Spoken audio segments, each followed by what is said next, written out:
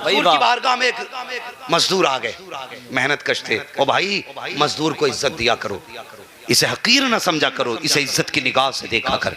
ये नौकर नहीं है, इसे गुलाम की निगाह से न देख। अल्लाह अकबर। जानते हुजूर की बारगाह में एक आ गए सहाबी, हाथ पीछे थे। तवज्जो है ना सारे लोगों की? बात समझ रहे हैं ना? मुझे देखते भी रहे और सुनते भी रहे, ताकि कुछ देखने में समझ में आए और कुछ सुनने में समझ में आए। बात याद हो जानी चाहिए। ये पसीना निकल रहा है ना, इसका कोई ना कोई सिला मिलना चाहिए, कोई ना कोई सिला मिलना चाहिए। और सिला यही होगा कि हुजूर तेरी मेरी हाजिरी कबूल कर ले। बस सुने मेरी बात। आए ना तो हुजूर की बारगाह में सलाम के और हाथ पीछे करके खड़े हो गए। मेरे हुजूर ने फरमाया मुसाफा नहीं करोगे? आंख में आंसू आ गए, रो के कहने लगे या रसूल अल्लाह, मजदूर हूं ना, हाथ से ना मैं कुदाल चला के आया हूं, मेरे हाथ में ठेठे पड़ी हैं, आपके गुलाब जैसे हाथ, मेरे पत्थर जैसे हाथ। हुजूर डर है आपके हाथ में हाथ दूं, कहीं आपके हाथों को तकलीफ ना हो जाए। मेरे हुजूर ने फरमाया जरा हाथ आगे तो कर।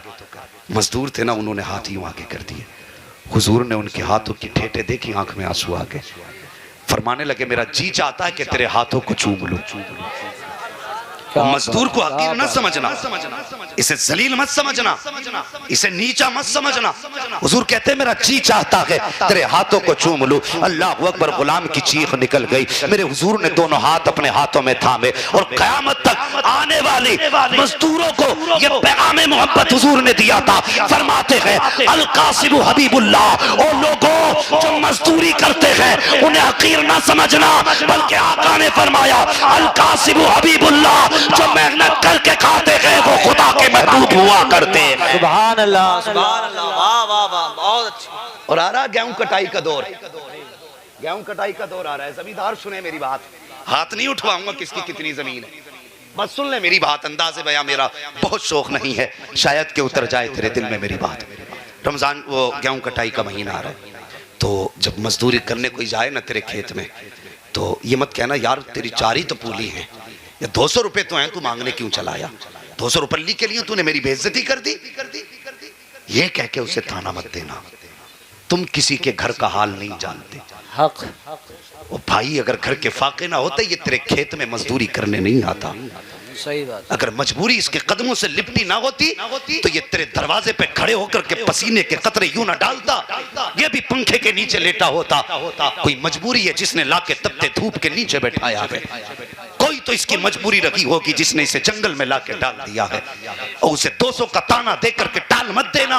ये भी सोचना कोई ऐसा भी घर होता है जिस घर के बच्चे इस उम्मीद पे बैठे रहते हैं शाम को अब्बा आएंगे तो खाना पेट भर के खाएंगे, और तूने अपनी बेइज्जती समझ के उसे ताना दे दिया। 200 रुपए मांगने चला आया और तेरे एक ताने ने तेरी इज्जत तो बचा ली, लेकिन जरा मुझे बता ये बाप खाली हाथ बच्चों के सामने कैसे जाएगा,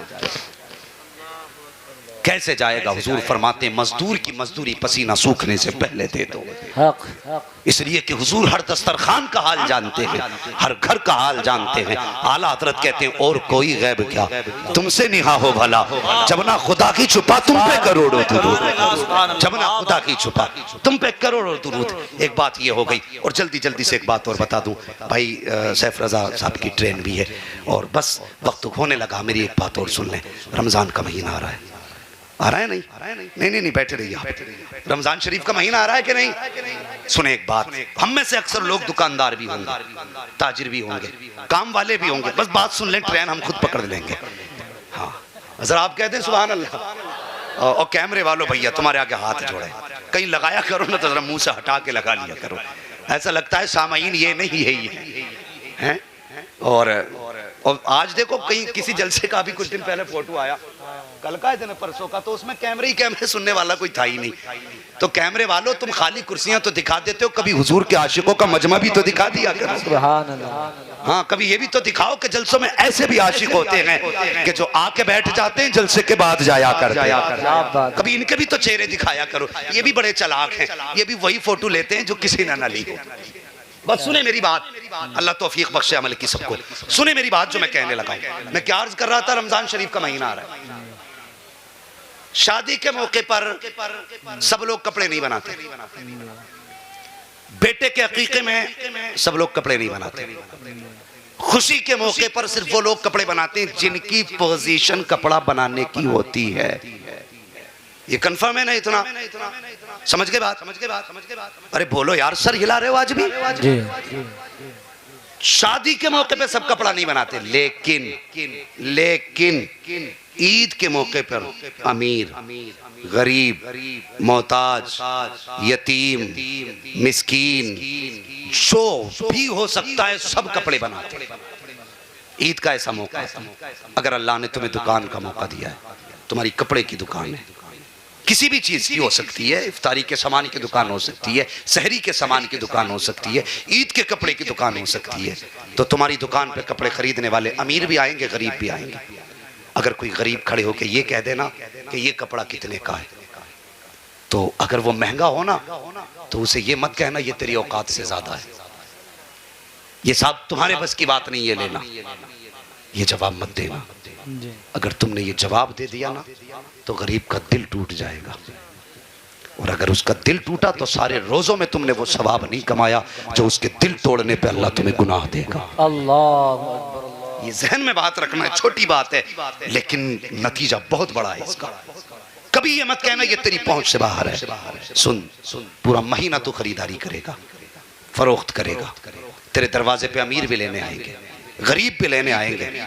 अगर कोई अमीर महंगा, गरीब कोई महंगा कपड़ा देख ले और तुझसे कहे ना ये कितने का, और तू यूं से ये कहते ये 900 रुपए मीटर का है, अगर वो यूं छोड़ के हाथ पीछे हटाए तो समझ लेना दिल तो था इस कपड़े को खरीदने का, लेकिन जेब में पैसा नहीं है, जेब में पैसा नहीं है।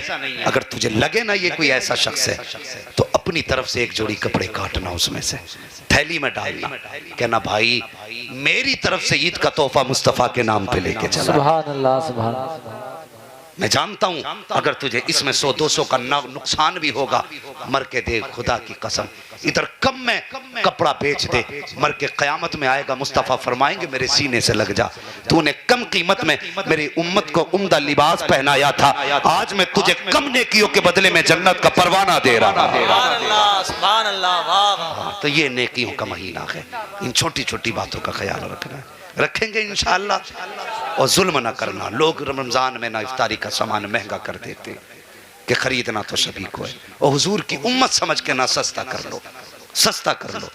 खुदा की कसम रमजान का महीना पूरा होने से पहले अल्लाह तुम्हें जन्नती बना देगा, जन्नती बना देगा। ख्याल रखना है दिल का सबके, बोलो इंशाअल्लाह। और जो दुकानदार नहीं है, खरीदो फरोख्त वाले नहीं, उनसे गुजारिश है अगर पड़ोस में किसी दिन सहरी में धुआं ना उठे ना, तो एक बार दरवाजा बजा के देख लेना कि बता तेरे आंगन में कुछ पका है कि नहीं। अगर इफ्तार के वक्त उसके घर में चहल पहल ना हो तो समझ जाना गरीब के घर आज खजूर का भी इंतजाम नहीं। किलो 2 किलो लेके मुस्तफ़ा के उम्मती के दरवाजे पे जाना, वो कहना यार मेरे हुजूर पड़ोसी को छोड़ के नहीं खाते थे, तो मैं उम्मती होकर के अपने पड़ोसी को छोड़ के कैसे खा सकता। करेंगे ये काम इंशाअल्लाह। ये रमजान का पैगाम है, और इस जलसे से ये सबक लेके जाना, हमें दूसरों के रोजे का ख्याल रखना है, दूसरे की खुशी का ख्याल रखना है, दूसरे की ईद का ख्याल रखना है। जहां अपने बच्चों के 5000 के कपड़े खरीदो, 1000 के किसी यतीम को कपड़े बना देना, किसी गरीब को कपड़े बना देना। खुदा की कसम तुम 10,000 रुपए मीटर का कपड़ा पहनो, इतना दिल ठंडा नहीं होता जितना 200 रुपए मीटर का किसी यतीम को पहना के दिल ठंडा हो जाता है। तो नेक कामों की तरफ आगे बढ़े। मैं अर्ज कर रहा था बेटियों को पर्दे की तलकीन करें, तरबियत याद है ना, याद है ना। आज के बाद किसी के दरवाजे पे बारात आए तो रेबिन नहीं कटेगा,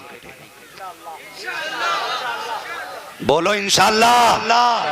अगर रेबिन कटा तो मैं कुछ बोलूं ना बोलूं, ये उलमा देखे ना देखे।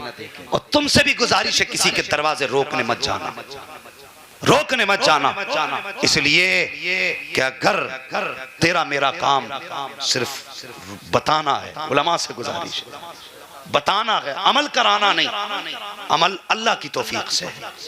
ये बात अपनी जगह, गलत को देख के ताकत हो तो हाथ से रो, वो भी नहीं कर सकता तो जबान से रो, वो भी नहीं कर सकता तो कम से कम दिल से बुरा जान।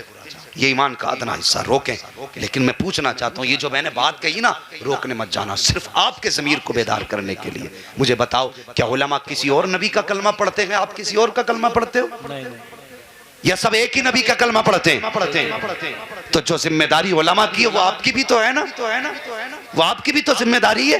तेरे दरवाजे पे अगर कोई बेहया दामाद आके खड़ा हो जाए ना, मुंह चीर के हाथ भर का, और कहने लगे जूस पिला, तो क्या यहाँ गैरतदारों को पिलाया जाता, बेगैरतों को नहीं? क्या बात।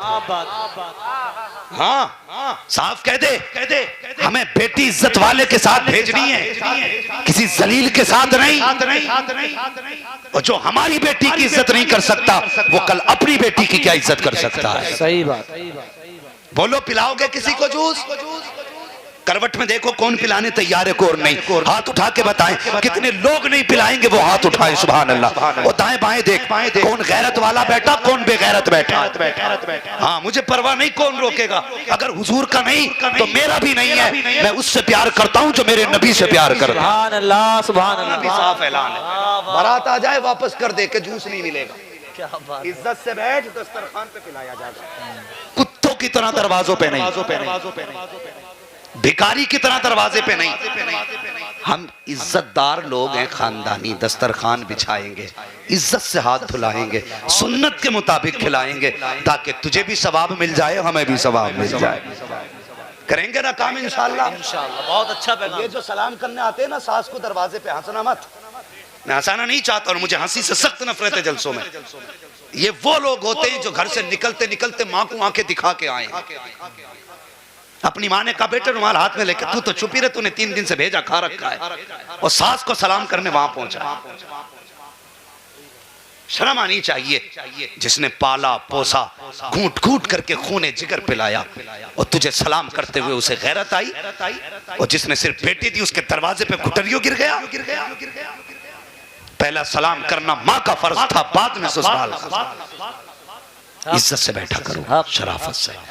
हाँ, बरात